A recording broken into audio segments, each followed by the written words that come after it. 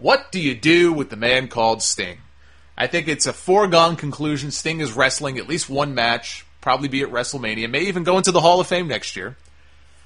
Probably he'll show up around Royal Rumble time in January and kick off whatever program he's going to be in. And one match I think that they could do at WrestleMania, and it may be the most realistic match at this point, is Randy Orton, the old legend killer, one-on-one with Sting. One of our followers on Twitter, Jay, he even had the perfect setup for the feud when I suggested it to him. With Sting's new DVD out, in case you didn't see the commercials for it, he's got a new DVD out right now. The 2K15 video game being released in a couple of weeks, and he's right there on the on all the advertising for it, and he's the big pre-order character, and the commercials with him. He's a big part of that video game. It would make sense to have Sting show up on Monday Night Raw this month, sometime in these next couple of weeks. Get the big reaction. Talk about how good it feels to finally be inside a WWE ring. I mean, look, would it be cool to have Sting come down from the rafters? Obviously, that's not going to happen. Come out from the back wearing the trench coat with the baseball bat and the black and white face paint like we remember him in 1997? Sure.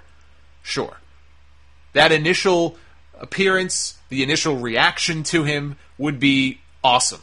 It would be great to have that be his first appearance in WWE. And to kick off a feud with somebody like The Undertaker or whoever. But that's not going to happen. He's not coming down from the rafters. The Sting of 1997 is dead. He is dead and buried. This Sting is a lot older. His hair is a lot thinner. He walks around wearing a t-shirt, not a singlet. And frankly, I think The Undertaker, the more I see and I hear about this guy, and I see photos of him, I think he's done. I think there's a very good chance that we have seen The Undertaker wrestle his final match. And so, again, it's not as though your average fan has not seen these Sting mentions on television a million times.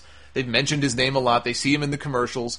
It's not like a huge shock. What does this guy look like? I wonder. Like, they know what he looks like. He's been all over the place. It's not a big secret anymore. And I think having him show up for an in-ring promo to promote the video game and to promote all these different things, I'd be okay with that.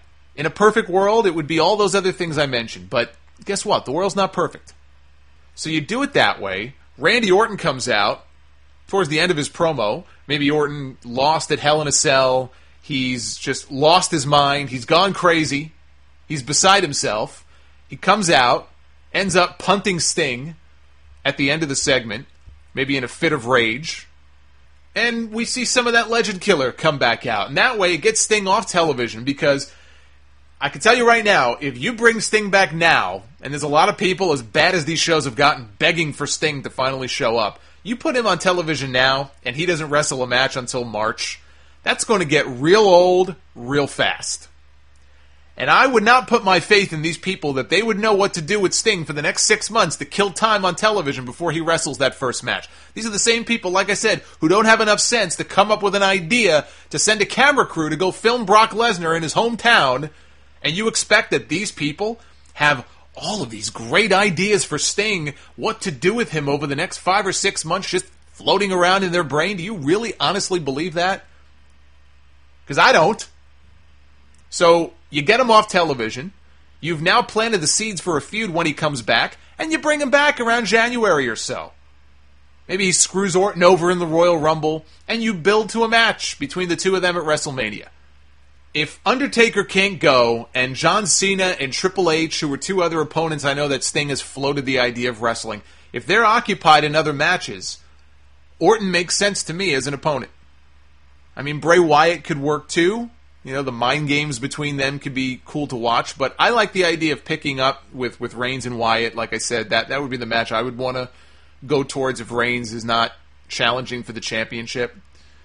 So that's one idea for Sting and Orton at WrestleMania. And then, of course, you could do Cena and Rusev. It just seems to me like that's the end game with Rusev. They're building him up for John Cena. I was shocked that they did John Cena versus Bray Wyatt at WrestleMania this year. So nothing would surprise me anymore. If they wanted to do Cena-Rusev, I could see them doing that. Wouldn't surprise me at all. With Rusev finally losing a match. I know there's rumors of Cena and Hulk Hogan, but that ain't happening. Trust me, that ain't happening. So, the only other questions now, what do you do with Rollins? I mean, Rollins may cash in at the end, but he's got to have another match on the show. So what do you do with guys like Seth Rollins? What do you do with Dean Ambrose?